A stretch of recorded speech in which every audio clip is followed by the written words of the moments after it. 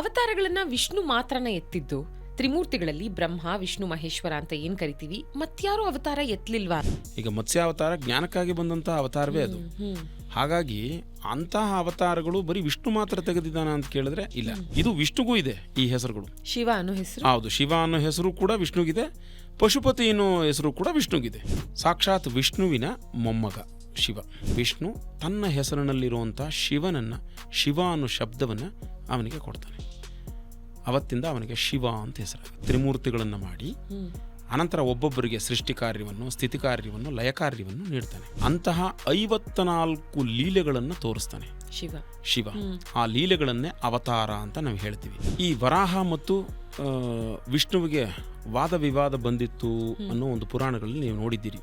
ಅಂದರೆ ಯಾರು ದೊಡ್ಡವರು ಅನ್ನೋ ತೀರ್ಮಾನವನ್ನು ಮಾಡಬೇಕಾದ್ರೆ ಅವನ ಒಂದು ಲೀಲೆ, ಶಿವನ ಒಂದು ಲೀಲೆ, ಚಕ್ರದಾನ ಮೂರ್ತಿ ಅಂತ. ಅವನೇ ಚಕ್ರವನ್ನ ಅಂದ್ರೆ ವಿಷ್ಣುವಿಗೆ ಚಕ್ರವನ್ನ ಕೊಟ್ಟ ಅಂತ ಹೇಳಿ ಒಂದು ಅವತಾರ ಲೀಲೆ. ಸುದರ್ಶನ ಚಕ್ರವನ್ನ ಕೊಟ್ಟ ಅಂತ ಹೇಳಿ ಒಂದು ಲೀಲೆ. ಹುಟ್ಟುತ್ತಾ ಇದ್ದಂಗೆ ಅವನು ಅಲ್ಲಿರುವಂತ ಪರ್ವತಗಳನ್ನೆಲ್ಲ ಖಾಲಿ ಮಾಡ್ತಾ ಹೋಗ್ತಾನೆ. ಪೂರ್ತಿ ಎಲ್ಲ ಅವನ ವೇಗಕ್ಕೆ ಎಲ್ಲವೂ ನಾಶವಾಗ್ತಾ ಹೋಗ್ತಾ ಇರ್ತದೆ. ಸುದರ್ಶನ ಹೋಮ ಮಾಡಿಸಿದಾಗ ಆತನ ಅನುಗ್ರಹ ಸಿಕ್ಕರೆ ನಮ್ಮ ಮನೆ ಅಥವಾ ನಾವು ಎಲ್ಲಿ ಅವನ ಅನುಗ್ರಹ ಬೇಕು ಅಂತ ಕೇಳ್ಕೊಳ್ತೀವೋ ಆ ಜಾಗವೆಲ್ಲ ಖಾಲಿ ಆಗಿ ಹೋಗೋದಿಲ್ವಾ?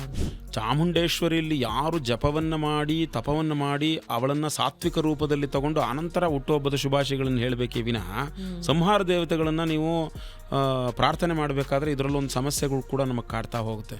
ಶಿವಶ್ಚ ಹೃದಯಂ ವಿಷ್ಣು, ವಿಷ್ಣುಶ್ಚ ಹೃದಯಂ ಶಿವ ಅಂತೇಳಿ. ಅವನು ಬೇರೆ ಅಲ್ಲ, ಇವನು ಬೇರೆ ಅಲ್ಲ.